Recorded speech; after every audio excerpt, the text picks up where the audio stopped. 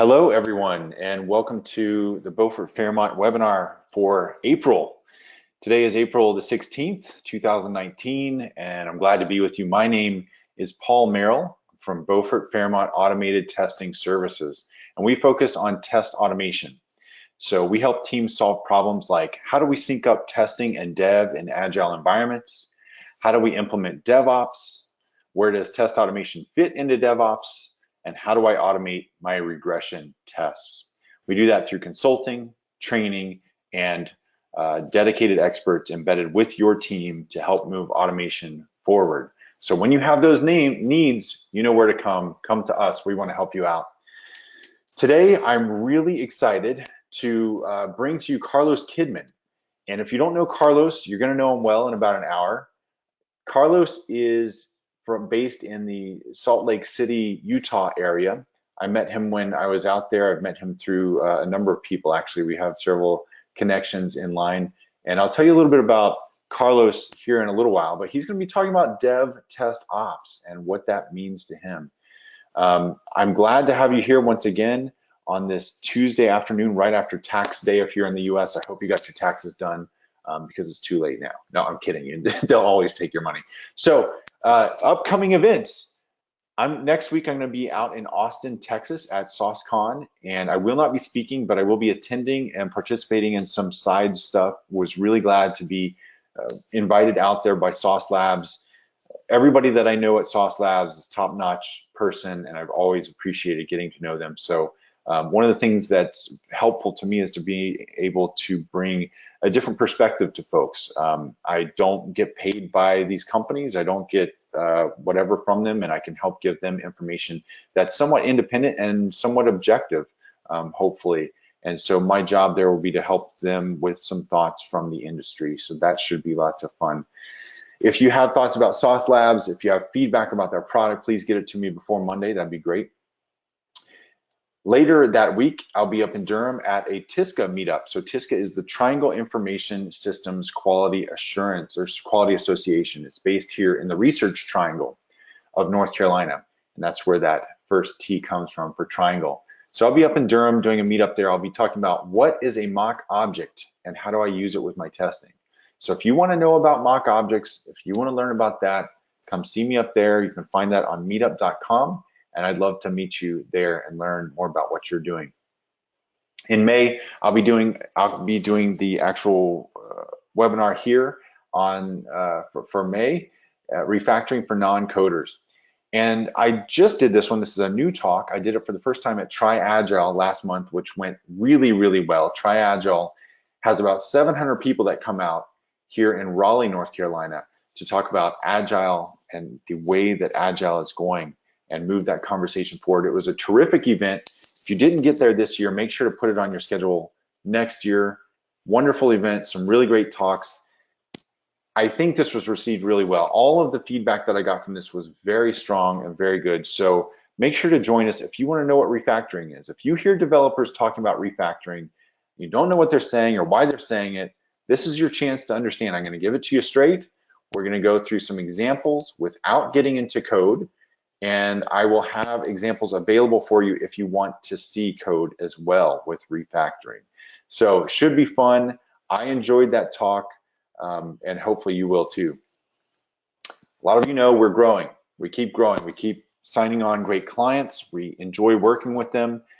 And so I have a few needs right now. This is one that's a little bit different. And I generally have been looking for senior folks for a long time, senior folks with strong programming background. This one's different. I'm looking for entry level or 1 to 3 years of experience. This is the way that I want to invite you in. So if you're smart and independent, if you have a critical eye, a can-do attitude, and a polished demeanor, if you're a professional who loves creating and analyzing, the idea of making software better attracts you, if you're logical, if you want to be a part of something bigger than yourself, if you're flexible, responsible, and trustworthy, and if you want to surround yourself with healthy people and believe in healthy relationships, give me a yell. This is what we're actually looking for. We're looking for someone who is US based. So please don't apply if you're not based in the US. I know that sounds restrictive or whatever to some of you from other countries. We're a small company. We don't have the infrastructure to support that. We don't have the time to understand having employees in other countries, doing contracts with other countries. We just don't have the infrastructure for that at this point. So we're restricted to the US. We're restricted to where our clients are. This is the way that we do business right now. So please don't feel ostracized or whatever, but understand it's just a matter of infrastructure and trying to do the best we can with the business that we do. If you are, you'd be working remotely, US based only, so from your home or from a place where you can work. We have an office stipend that we give our employees. It's exciting. It's to upgrade your desk, get a new desk, get a monitor arm, get a new monitor, whatever you need to work comfortably within reason. We've got a budget for that for you. If you want to learn Gherkin or Cucumber, this is a great opportunity. I'm looking for people who are sharp, who are good at testing or who want to be good at testing.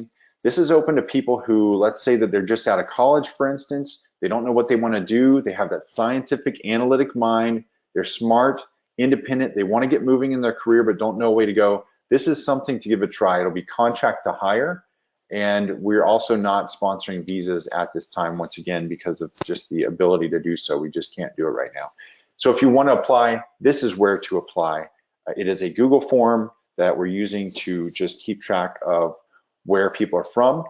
I just put it out in the chat, so you should have a GoToWebinar control panel, and the link should be in there. It's https://forms.gle. You can see it here on the screen as well. So as we get going here, a couple of, and a couple of other points about this. I mentioned these verbally, but I'll put them in front of you as well. A couple other points.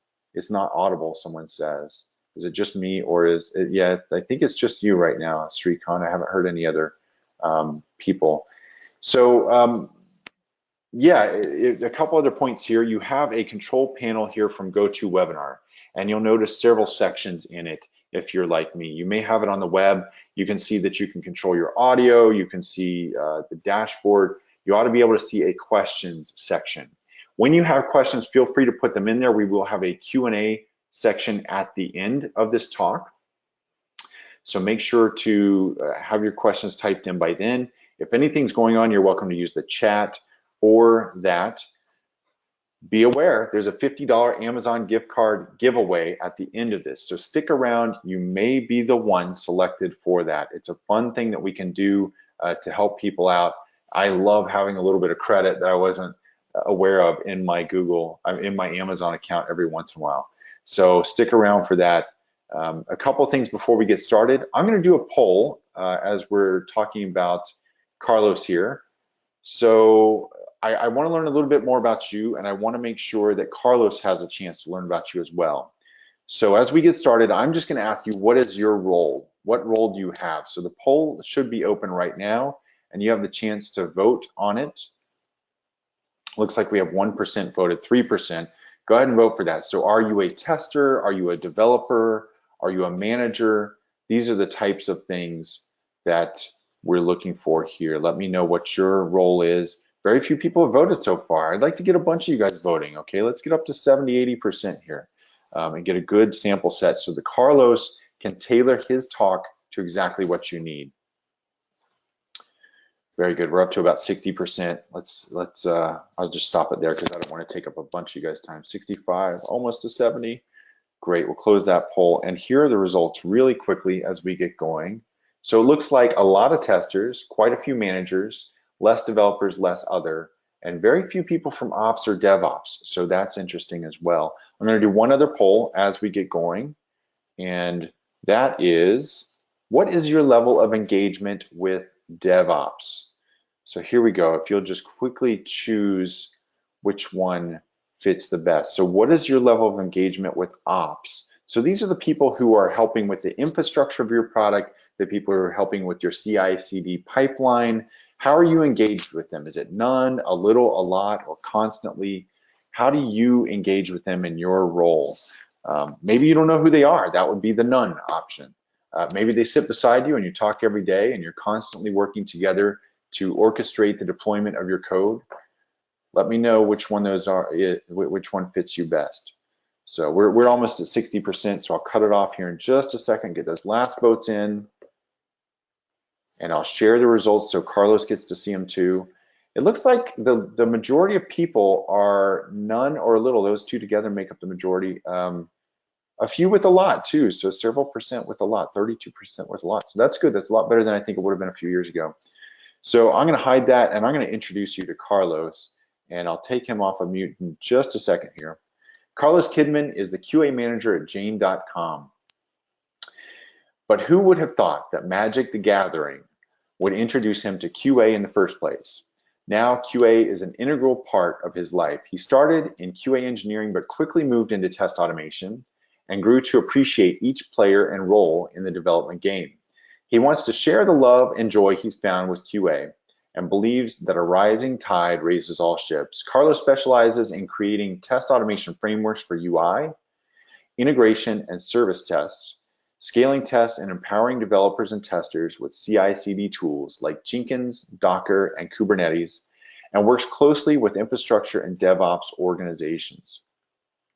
He is currently a manager at Jane.com and is very active in his local testing community out in Salt Lake City, Utah.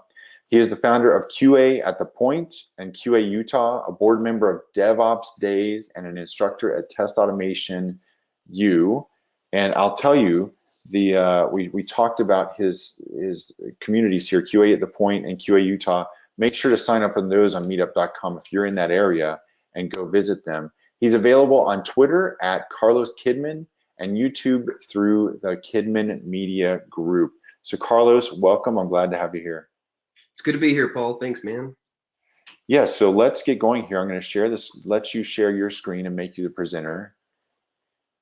And then I will get out of everyone's hair and we'll get into some CI/CD stuff.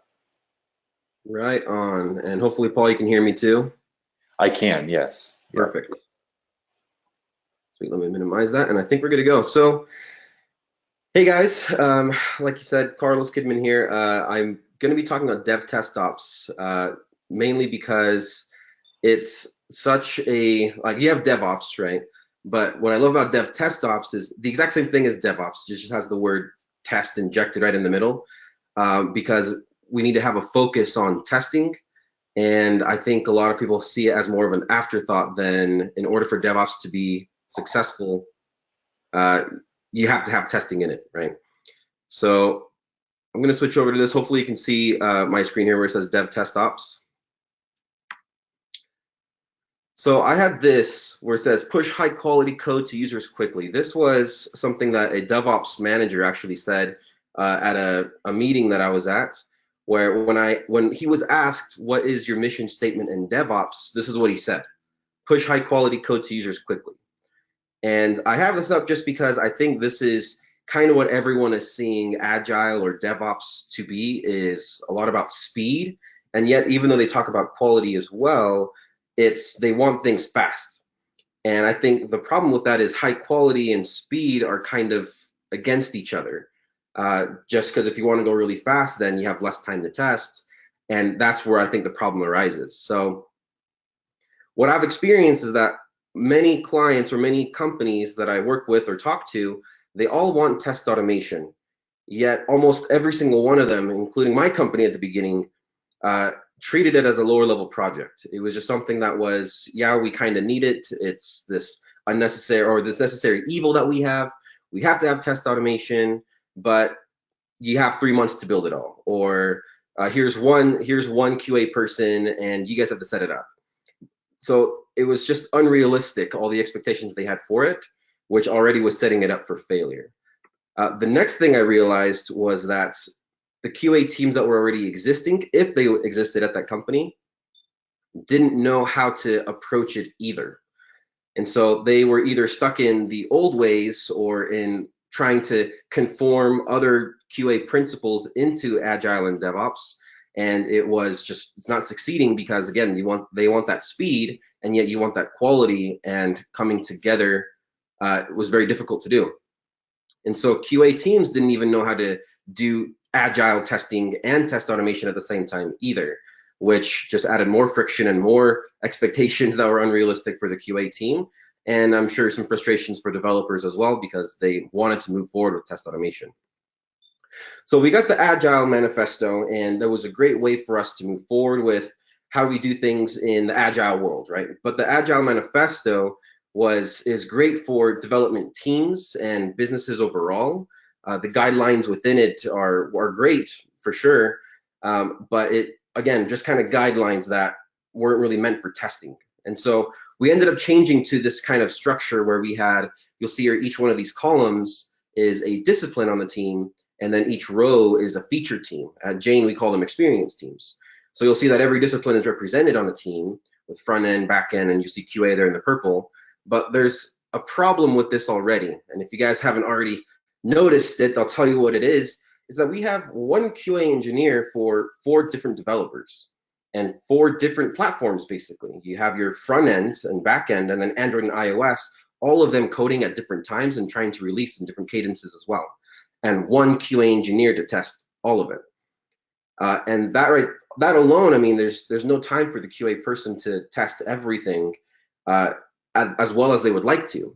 Where back in the day, you would have these test plans that you'd be able to create and really plan for something coming down the pipe, land on your lap, and then you could execute that test plan. Where now you have 4 different platforms releasing at different times, you have to adjust and move along with them. Well, it's difficult to spend all of your day just testing for Android when you also have front end and back end trying to release, and which one is higher priority than the other one, and yada yada. It gets difficult once you have a lot of developers trying to push things at the same time. But that's what everyone wants now with DevOps and Agile, is to be able to release on 2-week sprints or even more so than that. And so that was already posing a huge problem for QA engineers. So the testing manifesto was a great introduction for us to say, all right, how do we manage manual testing or QA engineering in this agile DevOps world? So the testing manifesto, it says we value testing throughout over testing at the end, which I think all of us can agree is a good thing. That's now going with the shift left or agile QA approach. Number 2 is preventing bugs over finding bugs. So this is already a little controversial, but I think we could all agree that preventing bugs, the sooner you find a bug, the cheaper it is, the faster the cycle becomes. We can get it back to a developer or back to business and have them be able to actually do something about that and fix it, right? So you're preventing a bug over finding the bug. Number 3 is testing understanding over checking functionality. We're now putting checking functionality into more automated testing, where testing understanding is we're putting that onto business and onto the QA engineers or testers to test understanding over the functionality. Number 4, building the best system over breaking the system. Again, another controversial one, because some testers would say, well, my entire job is to break the system. I'm trying to find these errors, find these flaws. But the testing manifesto is now saying we're not trying to break it, we're trying to build the best one and prevent things so we can build the best system, rather than let's build it and then try to break it so we can try to rebuild it again. And then lastly, team responsibility for quality over tester responsibility. This right here would help the fact of you have a team full of developers and one tester. If everyone is focused on quality, then that would help out the tester, right? Because not everyone is focusing on it. The problem with that one is that if everyone is focusing on quality and testing, then what's the value of the QA engineer or the tester now? Because everyone's focusing on it. So the value of the tester starts going down. Pretty spicy stuff. So Agile QA, that shift left mentality, is where instead of having QA only in step 6 here, and I'm missing step 8, which would be like monitoring and reporting whatnot, but on step 6, instead of having them only on that step, we want to include them as early as possible, maybe even step 2 or 3, rather than waiting to the very end, right? And that's where that shift left or Agile QA methodology kind of came in. And that helped out quite a bit with preventing bugs, with being able to ask questions earlier on, with things like testability and automatability.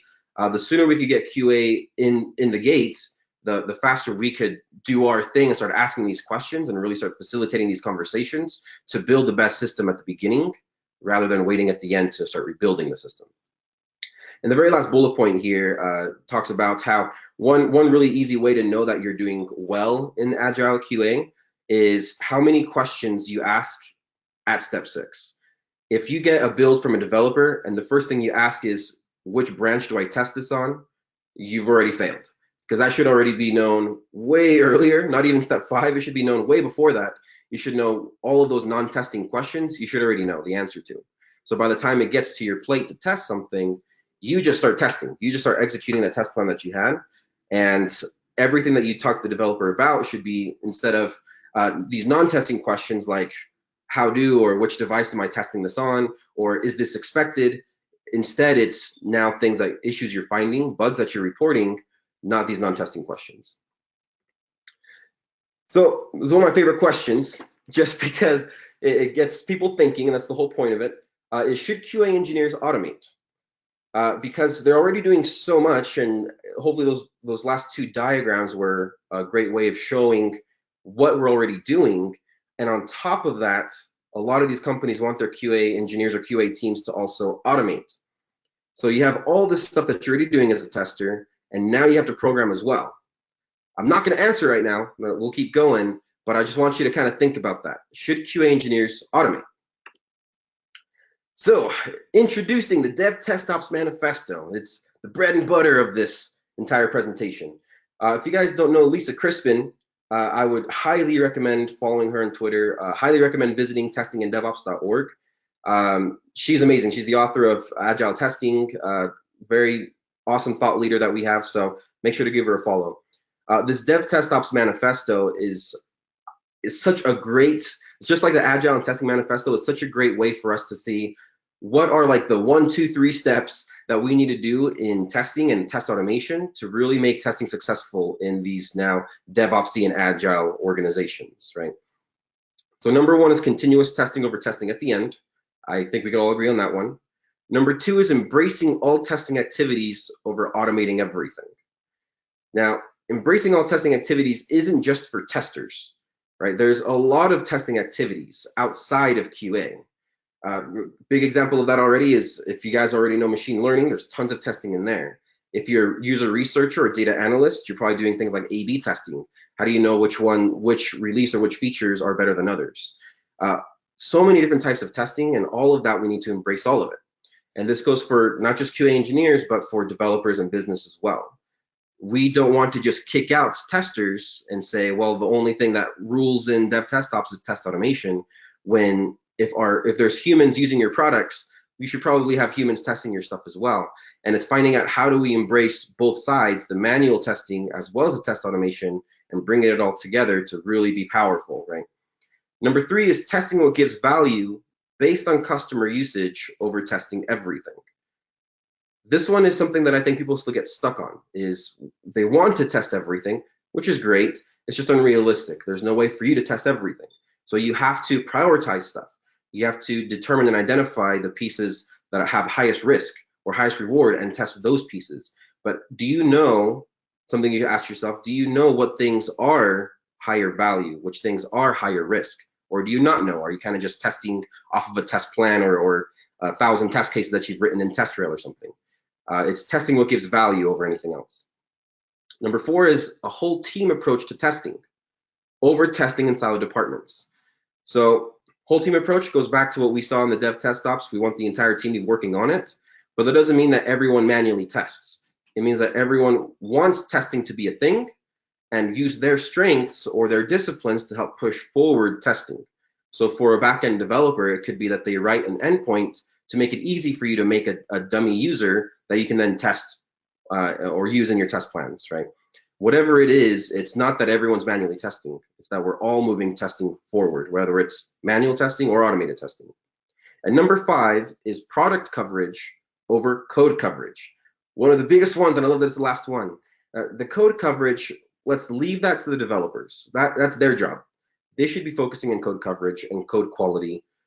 We should be focusing on more of the business, the logical, and the product coverage of stuff, the fields, the experience of the flows, right? Product coverage over code coverage. So this diagram right here already shows, hopefully, what I'm talking about when we say DevTestOps. You have the dev side, the ops side, the business side, and then testing is everything in between. Now notice that it doesn't say QA in the middle, because it's not supposed to be that QA owns testing anymore, right? There's things that we do that we need to own for sure, but testing overall is what the entire organization needs to be doing. A lot of the times you may be a QA organization that is helping dev, helping ops, and helping the business, with how to structure testing, how to perform testing, and they'll give you things for you to do to test. But we want everyone having testing as something that is an integral piece of software development rather than the afterthought, right? So first off, before I dive into kind of breaking down or going into those the DevTestOps pieces, I want to talk about leading up and down, because this is one of the biggest reasons why companies fail with their QA transformations or their DevOps transformations, is the lack of honesty and communication. And this goes from middle management to executives to the contributors at the bottom. Either way, leading up and down is super crucial for this to actually be successful. So what I mean by that is, leading down, me as a manager, I have my team of QA engineers, and I'm helping them, I'm mentoring them, I'm supporting them, I'm empowering them as best I can, making sure that they're successful in what they're trying to test. Our movement with us going test automation as well, I'm helping them out with that, right? Being that support. Leading up is me now talking with my managers and my executives and saying, here's what we're doing, and here's the progress we're making.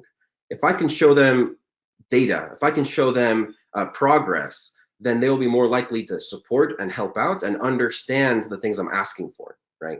If I just say, well, I need more testers, and that's it, well, the likelihood of me just getting more testers is very low. Just because, well, what's the benefit to them getting more testers? Well, for me, it's very obvious, because I'm in the trenches testing stuff. If I had 5 more testers, well, I could get iOS tested so much better than I'm doing right now. But if I have no data to support that claim, then it's more of just, well, everyone wants more developers.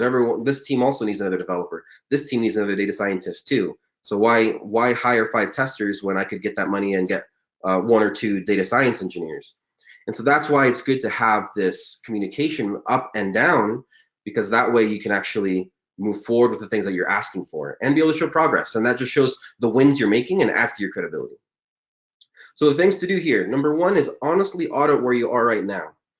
And I put the word honestly because people have a hard time with this. It could be that you have 5,000 test cases, and yet really you only use 500 of them. The other 4,000 are old or stale, or somebody wrote them 3 years ago and they're in this folder called old or deprecated or something. And instead of deleting them, you keep them because you're too scared to do anything with them. I would say just delete them. But honestly, audit where you are right now. Do you actually have any sort of product coverage? Do you know what percentages those are? What are the weakest points that you have on your team right now? Not people, but weakest points, as in right now, if I were to say, what's the weakest point I have, would be my mobile testing. I have a very small team, and I know that I don't give enough time to my iOS and Android apps. We definitely want to change that, and we are. But honestly, auditing where you are right now. Number 2 is define current baselines. And a baseline by definition is this like numerical line that you have to be able to start showing progress. So if you say I have 500 test cases and that gives me X amount of product coverage, that's a great baseline to have. So define that baseline that you have, right? And you should have multiple baselines. Number 3 is prioritize testing and create a realistic roadmap for at least 1 product. So I know that many companies will have multiple products that they're working on, not just one, right? So for Jane.com, we have our commerce site, which is Jane.com, but then we also have other apps that we use internally and for support and other stuff that we're also working on. And so instead of focusing on testing all of them, especially with the size of team I have, because right now it's only me and 2 other people, I can't test everything. So instead, I'm going to be testing what we feel as a business, not as a tester, what we feel as a business is the most important for our consumers. And that for us, hopefully, was pretty obvious, was our just Jane.com, our e-commerce site, because that's the biggest moneymaker we have. And so we're putting all the resources on that. And once we have that down really well, then we can start kind of expanding our scope. And hopefully, as we start growing as a company and I start hiring more testers and more QA engineers, we can start bringing in those other products as well. But right now, instead of having an unrealistic expectation of test everything, it's what can I focus on with the resources I have and prioritizing my testing there. And then number 4 is track and over communicate progress. And that's where those baselines come in, right? That's where that priority comes in as well. Because if you're at 10% and you add 1 test, does 1 test add 5%? Does 1 test add 1%? That should be good for you to know. You should want to know how much that moves that needle, right? And if you're showing something every single week of the needle moving, Well, imagine in 3 months, all of a sudden the quarter is over and you went from 10%, now you're at 75%. That's a huge win and something that you want to brag about. So testing what gives value over testing everything, and product coverage over code coverage. The way that we handled this, I wanted my team to be able to visually show what we were testing, right? And so we ended up creating these visual maps where it's a flow of just one of the processes that we have, right? So I didn't want to make a map of our entire app because we started with that, but it got very big very fast. So we said, instead of building a map of the entire thing, what if we just had small, more modular maps of the different flows that we have within our system and are just one app, right? Not all of our apps. And so this one here is leaving a review. You buy something on Jane. Once you buy something, you can leave a review on the product to give to the seller that you bought the product from. And so here we said, all right, let's create the map. Let's use data to help us determine which pieces are of highest use.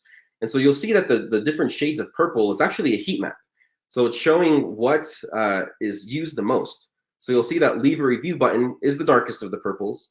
And then cancel a review is almost completely white because we saw that almost 0% of our users would click leave a review and then click cancel a review. And so because of that, we didn't have any coverage on it. The green squares that you see shows the coverage that we currently have. And this is just manual testing. And so we had these orange blocks and green blocks. Green blocks were for manual testing and orange blocks were for automated testing. When we created the map, we saw that A, we had 0 automated tests on this flow, but B, we also saw that selecting a fit and deciding not to submit anything, just a star rating, so leave no comment, just select a star rating and submit it, we weren't testing those too. And the crazy thing is we actually thought that we had 100% coverage on this flow. Not automated. We knew it wasn't automated, but we thought we had the entire thing covered. Once we created the visualization, we immediately saw that we were missing 2 very, very common flows within this. So what we ended up doing was then creating a plan for it. Well, how are we going to finish adding test cases for it? What are we going to do for adding automated tests? What level are we going to do it in the pyramid? And we started proceeding with a plan like that, creating the tasks, putting them into Jira, prioritizing them, and then pulling them into sprints. And now I can say that here's the same exact map with what we currently have as of today. I can tell you right now that we have 91% automated coverage on this flow. Can you say the same thing about your products, about your product coverage as well? Do you know exactly what percentages you have? Because if not, that it was a great place for you to really show what you're doing, show progress, and really brag about QA and what you guys are doing, right? Even if it was just manual testing, the fact that you could show that your entire product flow is 100% covered is a huge win. And not just developers, but managers will love you as well because they can see it too.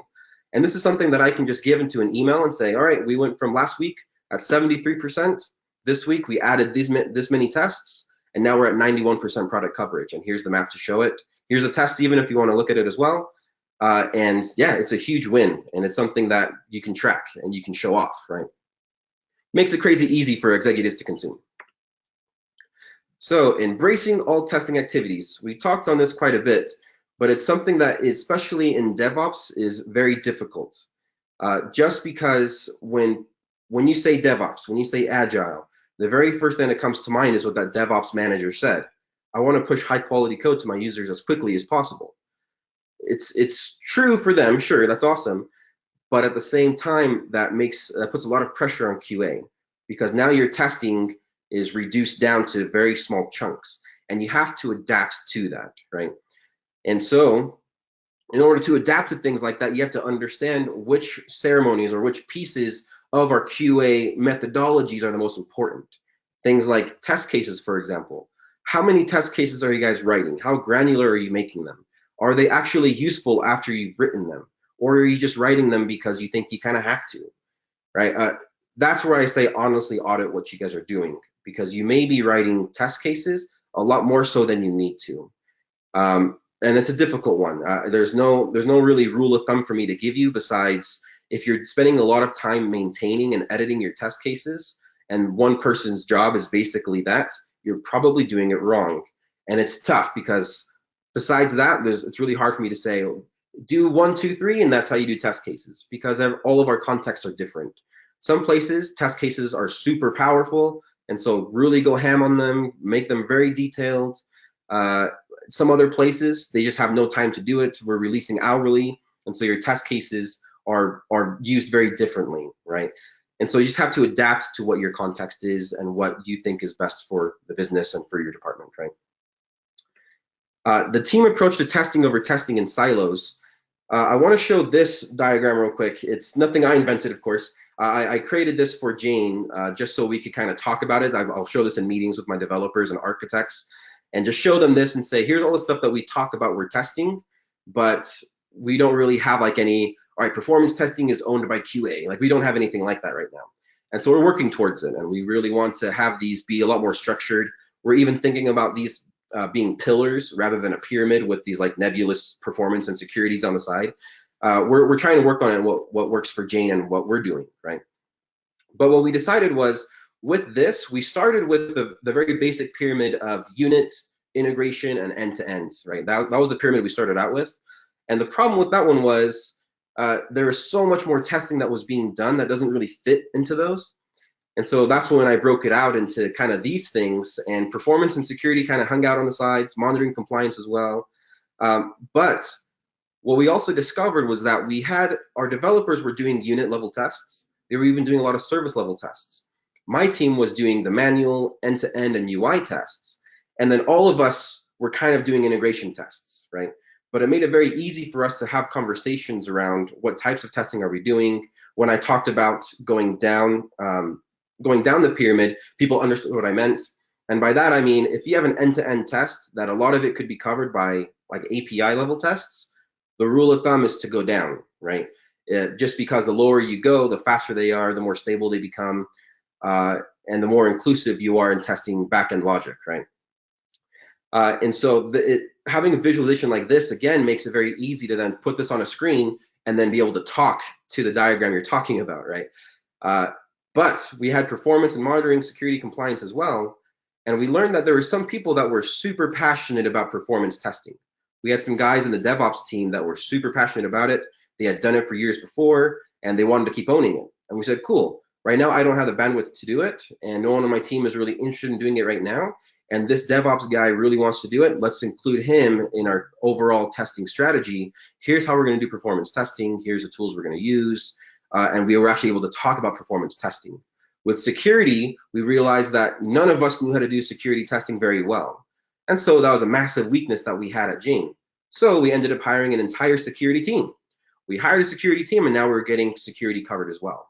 For compliance, well, we had some people that were really into different types of compliance, one of them being accessibility, for example, and we had that person own that. Monitoring, all the developers wanted to own that, and some people on our DevOps team as well. But hopefully, the point I'm trying to get to is that there's all these different types of testing that we're doing. And instead of us being like QA has to own all of it, there was no way for me and 2 other people to own all of this testing. And we wanted to integrate our developers, integrate our ops team, integrate product and business into how we were testing stuff, why we were prioritizing the things we were. So instead of business saying, well, why aren't you guys covering this, or we're using Google Analytics, you should be testing this, we could say, oh yeah, you're right, this is priority number 1, or we could say, well, actually, this one is higher priority for these reasons. And communicating between dev, ops, and the business, we were then able to prioritize the testing we were doing and actually give ownership for these different pieces or different types of testing, right? It's taken a lot of work, of course, but having those conversations and being able to talk about it openly and including other people into all the different types of testing activities that there are is helping us become a very robust team and overall moving forward with testing as a department rather than just as a QA team. So continuous testing. This is, it's my favorite, of course. I mean, obviously I love to automate as much as I possibly can, but test automation is the key to this whole continuous testing thing. Without test automation, you can't have CI/CD. Now, when I talk about CI/CD, you have continuous integration, continuous delivery, and continuous deployment, and I'll talk about that here pretty soon. But it's very difficult to do that just because you want to release something, and if you don't have test automation, it immediately goes out of the pipeline and lands on someone's lap, right? But just that very definition means that you don't actually have a pipeline, because you have to break out of the pipeline to do something and then inject it back into the pipeline. For it just to probably get back out of the pipeline again and then go back into the pipeline, well, it's not automated anymore, which means you don't have continuous testing, right? And so without test automation, you actually don't have continuous testing. So test automation, it is a programming project. Whether you like it or not, it is a programming project, and it needs to be treated like one. This goes for management, of course. If they say we want test automation, they have to treat it like a programming project. We're building apps. Our apps just do other things. Our apps test other apps, but we're building apps nonetheless, right? And so they can't just say we need test automation. They look at their team, all right, QA team, you guys are going to be automators now, and show me something. And that is just unrealistic, right? You're putting so much pressure on a QA team that may not know how to do that. And all that does is it, well, then reverts back to developers. Developers have to then automate, but they don't have the time to, and so they do it with their own developer mentality. Nothing wrong with that. It's just, every time I see developers try to take it on too, it usually will fall by the wayside. It's lower priority than anything else they have. And so they do the best that they can, but eventually it dies. And that cycle continues. It dies. Bugs keep flying out. Management says we need test automation. Let's give it to QA. QA can't do it. It goes back to developers. Developers, they try. It fails. That sucks. Bugs start flying out. Management says we need it. Let's go to QA. And that cycle over and over and over again just keeps going. It's a programming project, and so we got to treat it like one. For managers, give the time and money that it deserves. If you really want it to be successful, you got to invest in it. So if you don't have people that can actually work on it full time, it's probably going to fail. You need to find someone that can do it, or you need to support the QA team so they can take it on. And so that means that if they're junior automation engineers, you have to give them that support. Is it developers that come in and help out? Do you hire a test automation team? Do you hire Paul and have Paul come in and help you out as well? What you need is support to be able to help you out to actually get it off the ground, and not just test scripts. Don't just say, all right, here's 50 test cases. We're going to automate 50 test cases. And once we have that, we're done. Because that's not test automation. That's just test scripting. It's very different, right? And I'll get to that here pretty soon. But it's a programming project. For QA engineers, because I've been kind of bashing managers now, for QA engineers, it's a programming project. So treat it like one, which means that if you really want to get into this, you have to know some level of programming. The better you know it, the more successful it's going to be. I can promise you. If you know a little bit of it and you do something like Catalan, let's say, in Catalan Studio, which is awesome, the problem is that you're now bound to Catalan Studio. And if you don't know anything outside of Catalan Studio, then you're constricting yourself to a tool. And that's a problem, because everyone will tell you that it's not the tool that gets the job done, it's the person that gets the job done. The tool is just what you use to do something, right? So if you understand programming principles, if you understand how things are actually working in the back end, the more powerful of a test automation engineer you become, because now you can actually talk with developers, you can talk with ops, and be able to actually create solutions to things rather than just script test cases. So I know this is a pretty bad image, but this is what Jenkins has as their pipeline. This is what they show. And the reason why I like this one is just because it shows you all the different tools that you can use at every piece of the pipeline. And there's a ton, which is going back, supporting my argument of don't know just the tool, because the tool can change, especially from company to company. It will always be different. Some company will be using Maven. I don't use Maven at all, right? And so like, if all I know is Maven, then you constrict yourself to just one very niche context rather than understanding what needs to happen in build and config, and you can adapt the tool to that need rather than adapt the need to the tool just because that's all you know. So here, code and commit, build and config, scan and test, release, deploy. Notice how scan and test is right in the middle of the entire pipeline. Literally the glue that holds dev and ops together. Dev, test, ops. Who would have thought? That is the pipeline. And any one of these pieces that you're missing, well, that would get rid of your ability to actually deploy things, right? I simplified it though a little bit, because obviously that last one is kind of to prove a point, but this one here is a lot more simpler to see. Again, test is right in the middle, holding dev and ops together, but a lot of companies will be in agile development. So I would say developers are great at coding, building, and trying to throw it somewhere, right? They can throw it in a lab, or they can throw it on beta or something like that, right? They're really good at that. Continuous integration is where it starts getting very difficult, because now you have to integrate test automation for you to actually have continuous integration, or CI. And this is where a lot of companies fail. They focus so much on the dev side, they focus so much on the ops side after that, and they ignore the test side. Which means, I mean, without the testing piece, you don't have CI, you don't have continuous delivery, you don't have continuous deployment, and here, the very last piece means that you don't actually have DevOps, right? And so without testing, the best you could do is agile development, which means that test automation is a must, right? Now, one question to kind of ask yourself is, why do you think companies, a good big chunk of them, I would say 90%, that's just the number I'm throwing out there, but why do so many companies fail at continuous integration and really doing anything else? Just kind of think about that. And you're probably thinking right now, the own context you have of your own business or your own organization of, are we continuous integration? Are we delivery? Are we deployment? Where are we at in this? And audit yourself, kind of see where you're at and why. Usually it's because testing is the most difficult. I know of places though that actually ops is the most difficult for them. They have more legacy systems, and so being able to spin up instances as they need is very difficult. So is it test that's difficult? Is it ops that's difficult? Is it dev that's difficult? Is it business? Is it a combination of them? Auditing yourself, I think, will help you kind of see where your biggest weaknesses are. So this diagram I created, I call this the test automation infrastructure.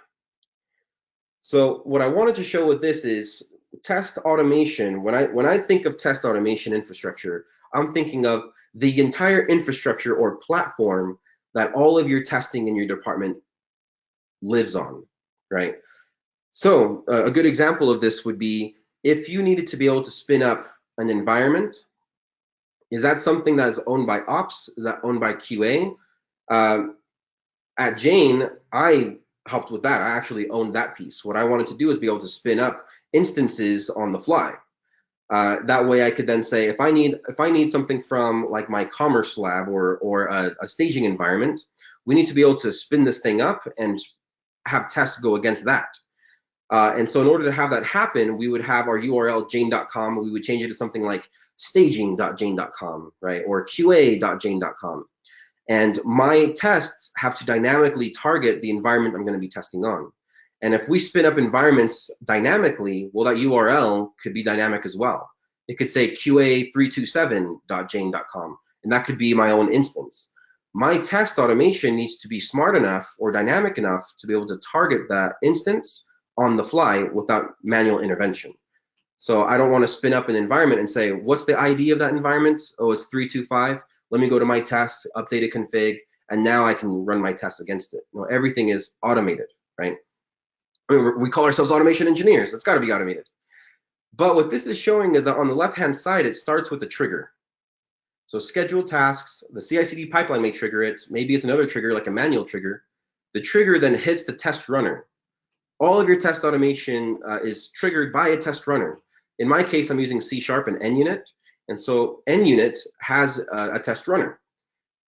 With me using .NET Core, the way that I run my tests is by saying .NET test with some options and arguments, right? And so your test runner is an app. It's an executable file that actually does things, and it communicates with the libraries that you're having it tied to, right? And so understanding how your test runner works is pretty powerful. I'm sure there's a lot of things that your test runner can do that you may not actually know about. A great example of this is like RSpec for Ruby. RSpec is super powerful, and yet some people will just say, run this test, and that's all they use it for, when really it can give you a lot of information. It can generate test results and give you an HTML, HTML that you can actually put into S3 and load it so you actually have a visual of your test run. So super powerful stuff like that out of the box that these test runners have. And I hope you guys know everything that your test runners can do, right? But from the test runner, it then goes into the setup. It actually goes into the framework that you've now built, right? What does your setup actually do? My setup will actually spin up containers, because I use Docker and Kubernetes, will spin up containers on the fly and scale my tests out, depending on the number of tests that are identified or that are discovered. So that way I can run all of my tests at the same time. All of them will hit that instance. It does a little bit of load testing, that I think about it, but it actually, all of them will hit the instance that I'm testing. Let's say qa.jane.com, run all the tests, and then once they're all done, they report back and all the instances tear themselves down, right? I do that during my setup.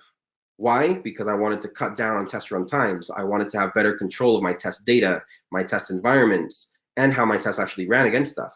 I wanted my tests to be decoupled, not dependent on each other. Lots and lots of reasons. But notice how setup, going down to containers, there's input data, there's integrations, maybe other API calls. There's all these things that happen in setup, right? To give you guys some context, if you wanted to look at this diagram and see, well, where does Selenium fit in?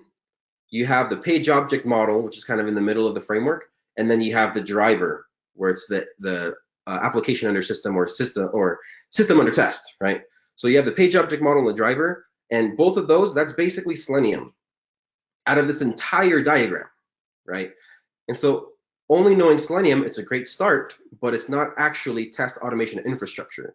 And I think that's the reason why a lot of people fail when it comes to test automation, is they think Selenium or Cypress or Postman, that's the silver bullets to get into test automation. It's a great start to get into test automation, but there's so much more that goes into it, right? Going past the executing of tests, you actually have the cleanup step, where you're tearing things down, you're reporting, you have watchers that are listening for results. How are you displaying or visualizing the data that you're gathering? Because you're getting so much more information than just pass or fail, right? You're getting tons of information. Your test will actually know how long pages took to load, response times, performance, that all they're generating so much data.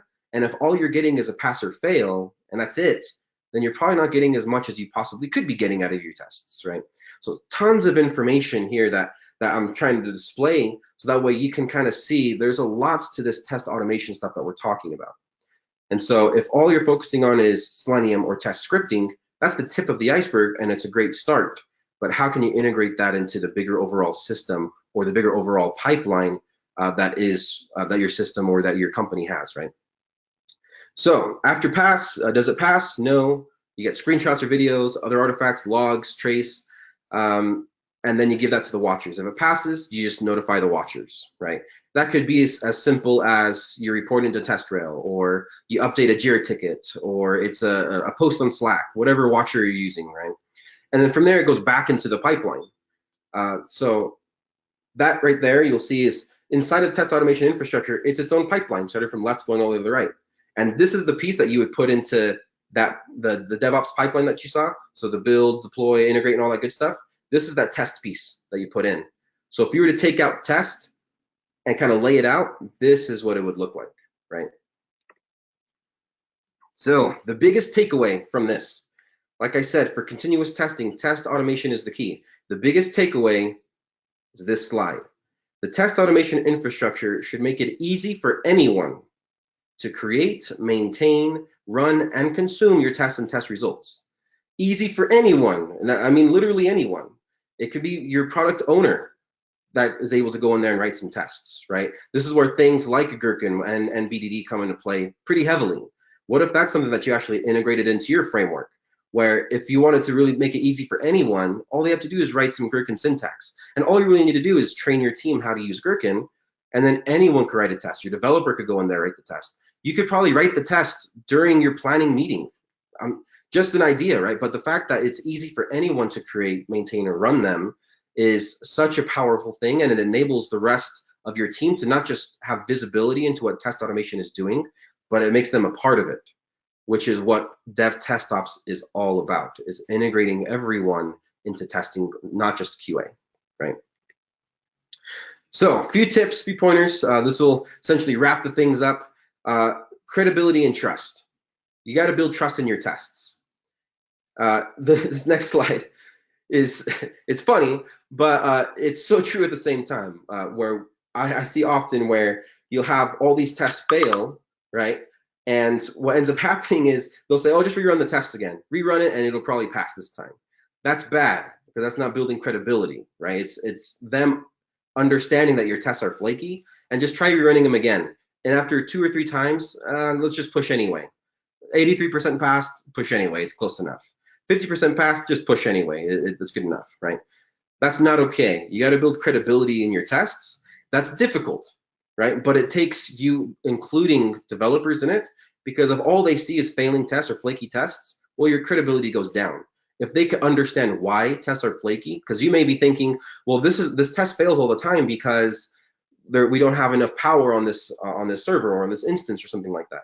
Well, if only you know that and your ops or developers teams don't know that, for them it's just a flaky test. If they understand it, then they'll help you solve that, right? The next one is being able to support your team, your QA team specifically. Finding talent is difficult. Finding a good automation engineer, someone at more of like an SDET or architect level that can help you build infrastructure like that, is hard to find. And so it's not something of, oh, you hire this one person and you'll be good. Oh, you'll hire Carlos and there you go. All your problems are solved, right? That's not really how it works. And so finding talent is difficult to start off with, and it can take a long time. So the next piece is, well, you may need to just support training, but can you support training? What does that look like? If you want to give it to your QA engineers to own, you have to support them in it and set realistic expectations. Set small milestones. For the next quarter, where are we going to get to? We're currently here. We want to get to from A to B in the next 3 months. What does that look like? Oh, it looks like we're not actually going to get there. So we need to move from A to B to C, and C is where we're actually going to measure success, right? Like it's something that you have to plan around. You can't just say this team's going to own UI testing. There has to be a plan around it, and there has to be a measurement of success, right? Staying in the stack.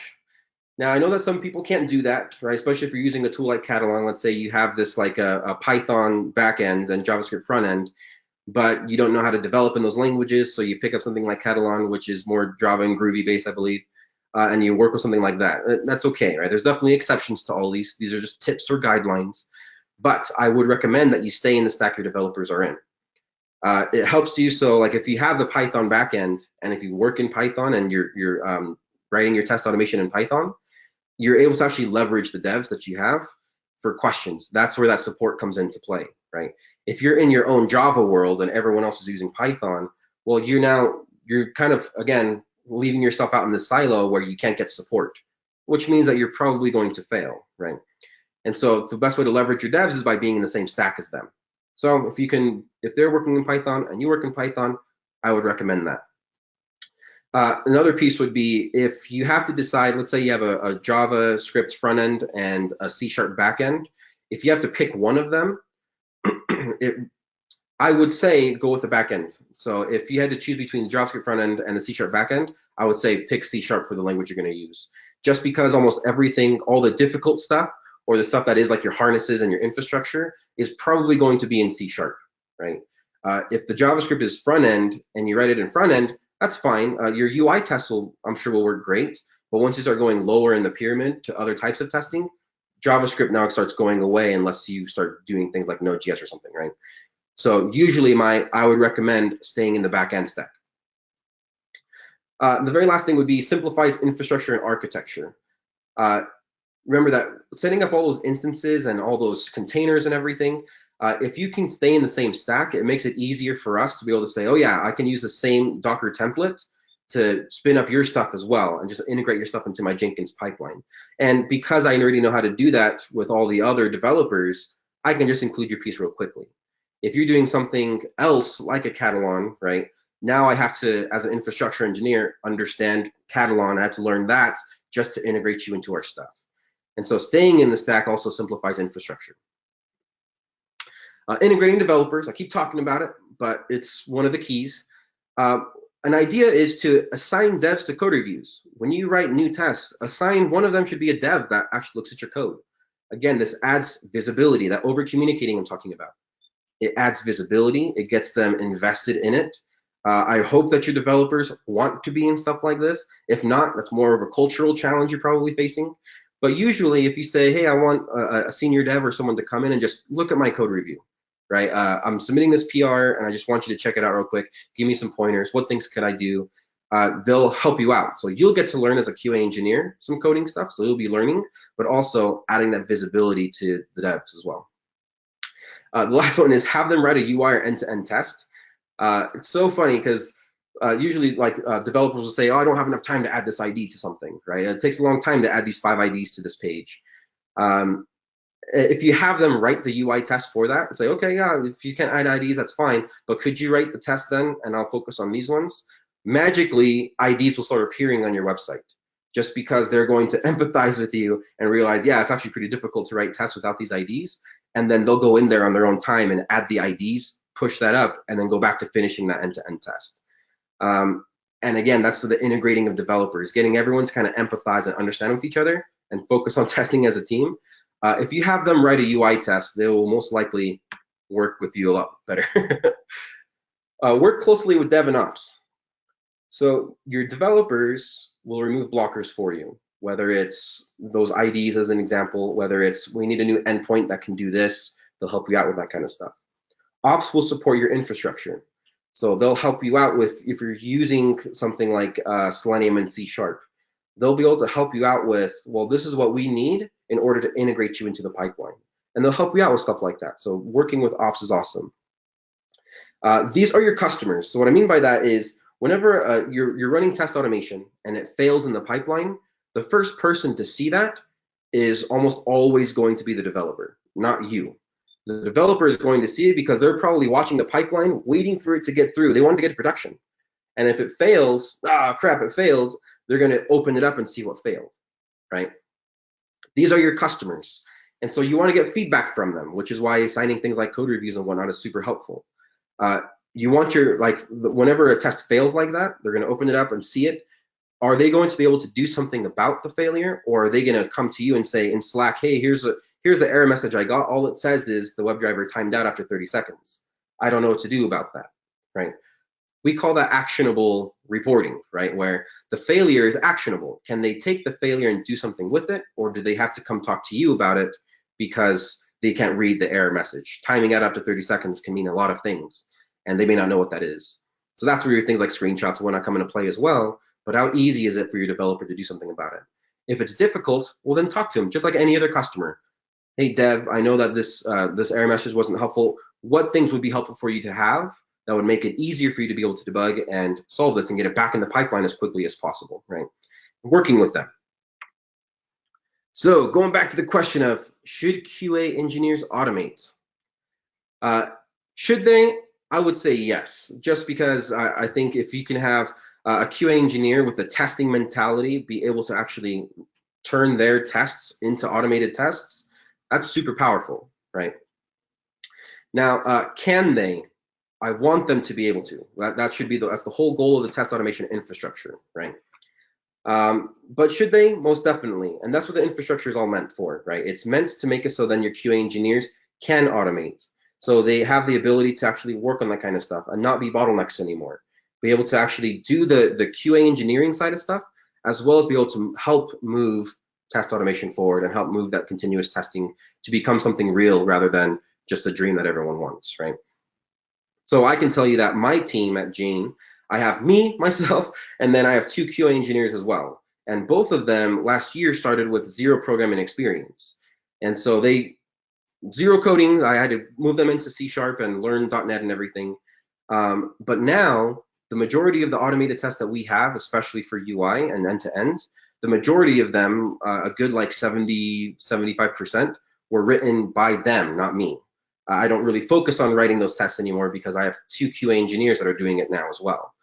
And so that's the level of infrastructure that if you have, anyone can do it. I can bring on a QA engineer with 0 programming experience and say, here's the team that you're going to be embedded on and whatnot. And also, here's these 5 tests that you're going to have to write, and have them learn the framework, learn the infrastructure, and then start writing those tests. And they just get kind of bootstrapped into it, right? I have developers that also help with writing tests as well. They've written tests. They've pulled on my stuff. And very little friction. They can add stuff, submit the PR. They assign me or one of the QA engineers, assign another dev. PR goes through, gets pushed to production. And I don't have to look at it anymore. That's the level of integration I'm talking about. That's that infrastructure where it's easy for anyone, including my QA engineers, to be able to do it. So awesome stuff. So again, just to leave it with this, the test automation infrastructure, this is the key to it. Right? This is the key to continuous testing, to make it scalable, to make it maintainable, make it easy for anyone, right? So that's what you really should be focusing on. And that's where I think if you're kind of thinking right now, that sounds like a ton, that diagram was scary. That's where experts like Paul would be so helpful into helping you create a strategy to actually say, here's where we're at right now, and how can we get to this infrastructure, right? To make it so all of the entire team is integrated in it, and we can get started on it. So anyway, guys, that's it. I would love to hear any questions or any feedback as well. Here's all of my information, and I'm sure we'll have some questions right now. This is great. Thanks so much, Carlos. We ran over time quite a bit here, so we're not going to have time for questions. But if you're open to it, I'm happy to send some questions your way. Would you mind answering a few questions if I send them out? Definitely. Yeah. Sorry, I went over. Great. That's all right. And make sure if you didn't get his contact information there, make sure to get it from me. I'm happy to share it a little bit later. And what I'll do very quickly here, we've got the Amazon gift card giveaway. So we'll do that really quickly. Carlos, this was terrific. I got so much good information here. I think everyone did. I got a lot of good feedback from folks on this. Very quickly here, the Amazon gift card giveaway is going to Swati H, or sorry, Swati S. So Swati, your last name starts with S. I'm not going to give that out on the air here, but you were in attendance today. Within the next 24 hours or so, you'll get an email from me through Amazon or from Beaufort Fairmont through Amazon, and we'll be sending you that gift card. We love to help folks out with test automation. That's what we do. We've got multiple consultants that help out with this, that help teams reach their goals. I do this many times a year, work with clients on exactly where they want to get with test automation. So much of what Carlos said here is perfectly in line. I think one of the major keys that I took away was about Selenium. Many people think that automation is the main thing to be concerned about, and it's only one piece. So there's a lot to this. Sorry for my screen not working right here. I'm not sure. It looks like, oh, Microsoft wants to update. That's so much fun. So we'll let you go. Swati, congratulations on your win of the Amazon gift card there. And everyone else, I look forward to seeing you next time, which will be in May. Check the website, webinars on the Beaufort Fairmont website for that. And we'll see you then. Thanks so much for being here, Carlos, and everyone else. Y'all have a good day.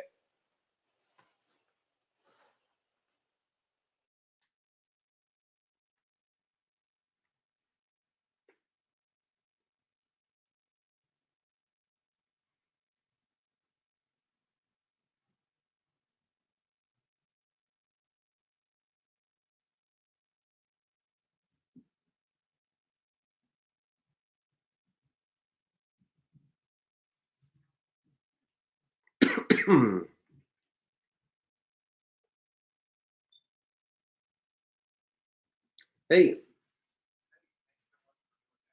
Yeah. Sorry, I went over.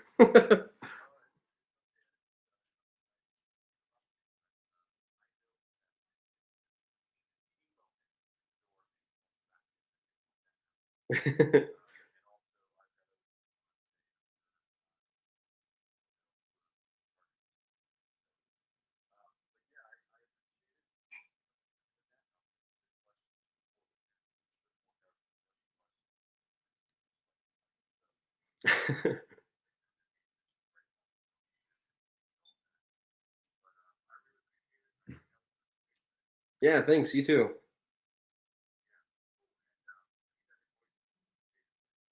Okay. Sounds good. Thanks, Paul. You too. Bye.